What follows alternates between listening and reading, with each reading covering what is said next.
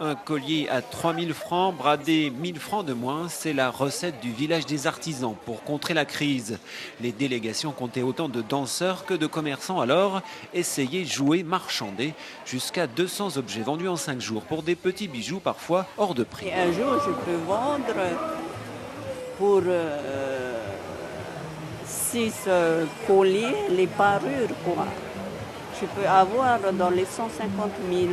Et sur une carte en tapas, située, Nukuiva n'a désormais plus de secret pour des festivaliers, surtout européens et américains.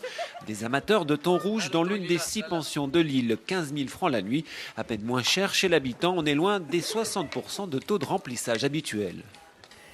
J'ai dû refuser beaucoup de réservations, on va dire une dizaine de chambres que les gens ont demandé. Parce que la pension était déjà complète depuis novembre 2010. Tous les vols étaient pleins et nous avons 1500 passagers. Il est vrai que le salon du tourisme du mois de septembre dernier a aussi contribué à faire en sorte que pas mal de passagers ou du moins de clients à partir de Papeete ont déjà acheté leur voyage sur les marquises. À l'heure où les artistes rangent leur dernier toéré, la création semble avoir emporté sur le show. Davantage de 16-25 ans sur le devant de la scène, mission réussie pour les Haïtois, ceux qu'on appelle les apprentis, écrire les chants, maîtriser chaque pas de danse, comme ici pour le Matava de Nukuiva. On monte en puissance.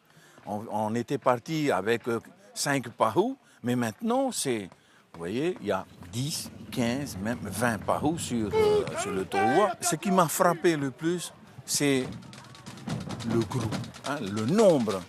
Avant, ils étaient une vingtaine, une trentaine. Mais là, c'est, je dirais, 120, 200 personnes. 6 délégations locales qui semblent aussi avoir surmonté la peur, celle de convaincre sous les projecteurs. Après avoir tout appris des anciens, le regard est déjà tourné vers Ivaoa en 2015.